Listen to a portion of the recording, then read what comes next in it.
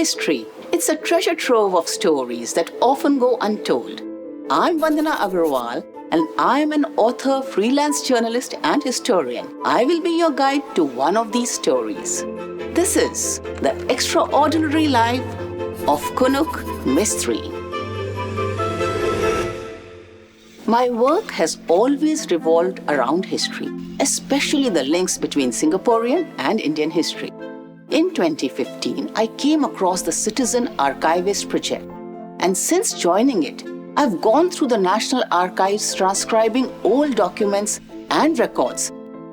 Over the course of 5 years and about 12,000 pages of transcribed records, the Hindi name Kunnuck Mistree was referenced in 12 different instances, all spelt differently.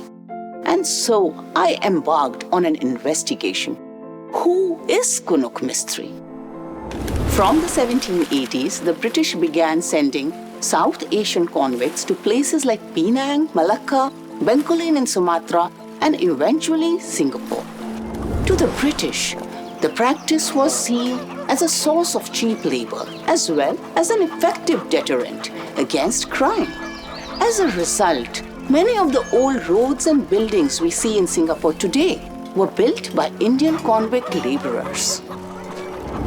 In 1818, a man named Kunnuck Mistree was convicted of larceny, a crime which included housebreaking, burglary, and gang robbery. As a punishment, he was sent to Bencoolen, today's Bengkulu, Sumatra. Only in his early 30s at that time, his future looked bleak. Fortunately for him, Sir Stanford Raffles, then Lieutenant Governor of Bencoolen, had pioneered a new set of principles for convict governance, dubbed the Bencoolen Rules. This was a hierarchy of classes where deserving convicts could improve their lot by exhibiting good behavior. Rising to first-class status meant receiving new freedoms and privileges, like the permission to marry and acquire land. Considered liberal at the time, these reforms did good for a lot of the convicts, who now had the incentive and opportunity to improve their lot in life. After a few years, Mistree rose to the position of first-class convict and got a job as a dresser at the local hospital in Bencoolen. As a dresser, his responsibilities included nursing duties and assisting doctors in dressing wounds and injuries. In 1824, the Anglo-Dutch Treaty was signed, handing Bencoolen over to the Dutch. Because of this, Mistree was given an option: stay in Bencoolen under Dutch or be moved to the Straits Settlements. Having already formed good connections with the British, Mistree chose to relocate to Singapore, arriving here in April 1825. Before leaving Bencoolen for Singapore, Mistree received a character certificate dated 23rd March 1825. It described his employment at the General Hospital as one of sobriety, honesty, and attention to duties. With this glowing testimony and his work experience, he got a job as a dresser again at the Popo Hospital in Singapore. Upon arriving in Singapore, he may have been demoted to second-class status, but after 3 years, he climbed his way back up to first class, earning several letters of commendation from powerful figures, such as the head surgeon of the Straits Settlement. I went through documents in the archives and hunted down old newspaper articles in the National Library's online database. While putting together the pieces of Mistree's life, I felt immense respect for his character.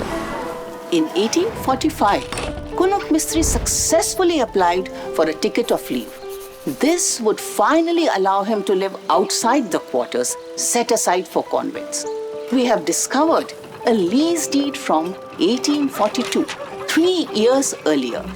This deed records that Mistree was the owner of a small property in Carpenter Street. It is likely he used this property for rental income and not for residence. Mistree left the hospital to become a native holistic doctor Having worked in hospitals for years, Mistree had attained enough knowledge and language skills to practice as a medicine man. During his years in Singapore, Mistree likely forged a friendship with a man named J.I. Woodford. We know this not only because Woodford's name appeared in the Carpenter Street lease deed, but also because he was the executor of Mistree's will. Woodford was an apothecary, what we would call a pharmacist today. It is also possible that Mistree worked with Woodford at the man's pharmacy along Church Street in Kampong, Bencoolen. A decade later, Mistree sought a full pardon with the permission to return to India. In 1857, his lawyer submitted a detailed petition noting Mistree's old age, impeccable character since his days in Bencoolen, as well as his desire to die in his homeland. Appended to this petition were more character certificates and references. On January 1858, Mistree received his pardon. But at that time, he was already 70 years old, had a family and a standing in society. On top of that, returning to India would mean being treated as an outcast. He would have faced a great deal of shame. Given his age and circumstances, Mistree did not return to India. Instead, he chose to remain in Singapore.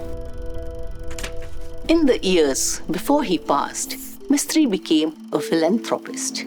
He donated land for religious purposes, possibly the land that the former Sri Sivan temple stood on in Dhobi Ghat. Along with Tan Kim Seng, a notable merchant at the time, Mistree's name appeared on a list of donors to public works in the Straits Government Gazette of 1859. His contribution then was towards a bathing area in Singapore. He was also allowed to vote in elections and was even among a small group of people who qualified to be municipal commissioner.